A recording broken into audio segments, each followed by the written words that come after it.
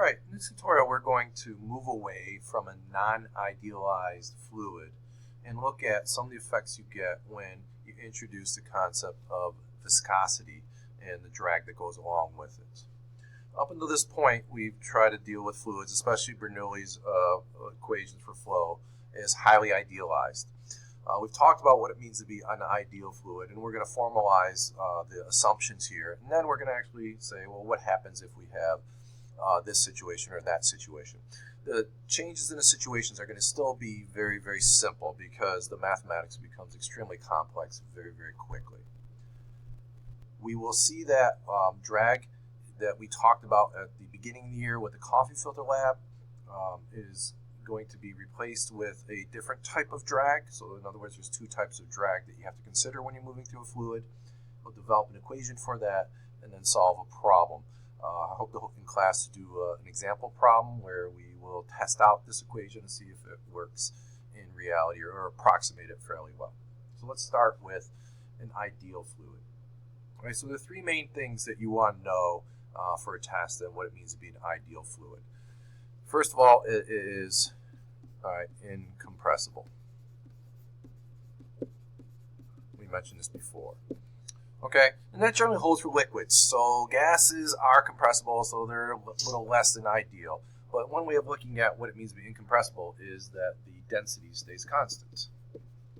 Okay, in other words, squeezing it doesn't change the volume for a given mass, so the density would be the same. So that's not going to be an issue. Next one is that there is no viscosity. So that's an assumption we have been assuming with our fluids. So what exactly is viscosity? One way of looking at it is the kind of stickiness of the substance, but I think that's misleading because some materials can be not sticky at all and be very, very viscous. So from a microscopic standpoint, or an internal, there's no internal friction between layers of the liquid. Okay, so as such, if you have a fluid with no viscosity, you don't need an external force to keep it flowing. In other words, if you spill water, it will keep flowing indefinitely because there's no internal forces to prevent the layers of liquid slipping over each other. Whereas if you spill, let's say, syrup or honey, they won't flow indefinitely because of internal forces will prevent it. So you need a constant force to keep it flowing. Lastly, an assumption we make about an ideal fluid is it involves laminar flow or steady flow as opposed to turbulence. Okay, so it's very, very difficult to model turbulent flow mathematically. We will be modeling laminar flow, and we'll also look at situations where it goes from one to the other. So I want to talk about laminar a little bit more in some of the details related to streamline. So let me define some consequences of this, and then I'll show you on the diagram here to hopefully clarify. So laminar, another way of looking at it, means that every particle that passes a given point, and that's important, a given point in the fluid will have the same speed. It does not mean every particle in the fluid has the same speed. That's a subtle distinction. In a fluid, you can have differential speed. Imagine water's flowing in a stream and it encounters a rock. The speed of the water in and near the rock is going to be different than the speed far away from the rock. That's not what laminar, that's not a contradiction of laminar. Laminar means, let's say I choose a certain spot in a fluid, right there. Every particle that passes through that spot must have the same speed. And if I choose a different spot, let's say right here, okay, the particle that passes through here might have a different speed at the green or the X versus the dot, but every particle passed through the X is going to have the same speed. Whereas if you get in this region, which is turbulent, if you have a particle pass through at one time, it might be going one speed, and then when it passes through here at another time, it might be going a very different speed. So that's what really defines turbulence. Consequent to that definition is every particle that passes a given point, doesn't matter where, must flow along the same what we call streamline. Okay, so that's a way of modeling how a particle moves. So if I take, in this case, I take a streamline, which are these dashed lines, then any particle that starts here is going to follow that blue line. And at any given point, for all particles that pass it, it's going to have the same speed. It doesn't mean it's going to be the same speed everywhere on the streamline. It just means that if I have a particle that's here, it's going to follow this line, but its speed here might be v1, its speed here might be v2, and every particle that passes at this point right here is going to be v1, and every particle passes here is going to be v2. So it can be a little bit confusing, but we want to understand what those mean. So we just have a few pictures of various flows based on the shapes of barriers that it may hit. We don't have to worry about the shape so much. We kind of know that this wing-like shape here will allow us to keep a laminar flow as seen by steady streamlines, and you get a little bit of turbulence in there. Whereas a straight up barrier like this, you get a lot of turbulence behind it in some varying degrees for different shapes there. All right, so now let's turn our attention to non-ideal fluids, or real fluids, because it's very rare that you run across something that is ideal. Okay, so the one defining characteristics that we want to look at where it makes it non-ideal is that it has viscosity, which means that any kinetic energy that you have from the moving fluid is lost to thermal energy because of that internal friction between layers. Okay, so in a crude sense, viscosity is a resistance to flow. Think of molasses. You pour it, it doesn't want to flow out by itself because the layers are constantly rubbing against each other and losing energy. And an important consequence to an object moving through viscous fluid is that there's a significant drag force.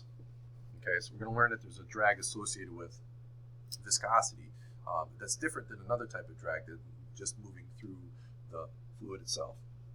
So let's talk about viscosity a little bit more. It's not going to be a main focus in and of itself, but it will show up in other equations, especially the drag equations that we want to develop. So the symbol for viscosity is the Greek letter eta, which looks like an lowercase n.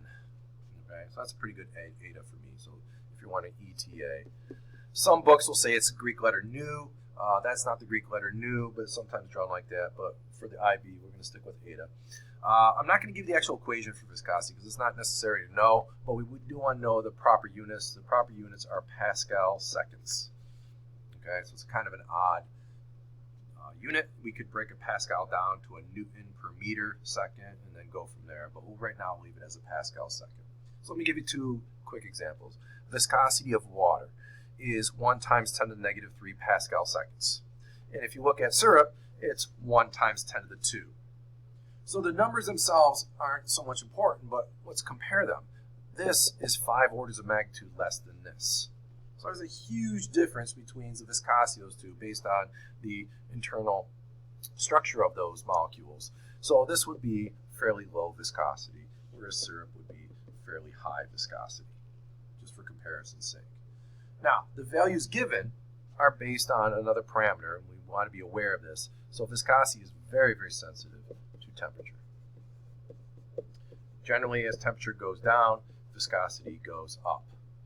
Right? I've heard the expression before, someone is as slow as molasses in January. So the January is thrown in there because it's generally cold, and so it would be even extra slow molasses.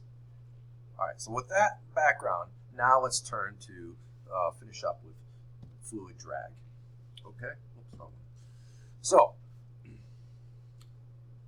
may not realize this, When an object moves through a flow of fluid, you know there's going to be resistance, air resistance, drag. It turns out there are 2 distinct and independent drag forces. And we want to distinguish the two, and we're only going to model one and work with one for the curriculum. So the first one is called inertial drag. So what is inertial drag? It is the drag that you get when you push through due to pushing the fluid ahead of the object out of the way. Okay, that's an awkward way of putting it, but imagine I have some object here that's moving this way, and it's encountering air or water. Well, the air or water is in its way. In the sense, it has inertia. It doesn't want to move. So when you push it out of the way, you can make sense that it's going to push back and give you a resistance. Now, the more technical way of looking at it, and that's what this diagram is trying to show, is when the object moves through the fluid, relative to the object, the fluid is moving around it. you're going to have streamlines. And what happens is, based on how the streamlines flow, is you're going to have a zone of high pressure here and low pressure there. Okay, so you have this light zone here that's low pressure, and here it's higher. So I have a pressure differential that's that way. So if I have a pressure differential that way, that's going to be a force that way that's opposing me. Okay, and that's due to, if you will, the inertia. It has nothing to do with the stickiness, if you will, of the fluid on the object in question. So the equation for inertial drag is this one here, and we actually modeled this when we did the coffee filter lab. You've probably forgotten the details of that, but if you recall, when we did the drag force versus terminal velocity, we found that it was a square function. Okay? So it depends on the density of the fluid, the size of the object, the square of the size of the object, which we really modeled as area, but we can leave it as r squared, and then some coefficient, which was based on the shape. But that's not the one we're interested in for today. We're interested in a different type of drag called viscous drag. Okay? And that is due to tangential forces from frictional effects of the fluid. So here is a pretty decent diagram that I stole to try to explain the difference between that and inertial. So if I have some object that's moving through a fluid, and so here we see the streamlines of the fluid, is that there will be a tangential force pushing back on it due to, if you will, the stickiness of the fluid. The fluid doesn't want to flow very easily, so it's going to kind of push back. And so that's not so much because we're pushing it out of the way, it's just kind of we're slipping along it. And so a guy named Stokes, or Stoke, I'm not sure which one it is, came up with a equation, a model for this, for at least a sphere moving through the fluid. Okay, so we're going to keep our geometry simple. Even though this is not showing a sphere, that's all right. We can model what it depends on. And so I've given the equation already. It's 6 pi eta r times v. And note that I have f sub v for viscous drag.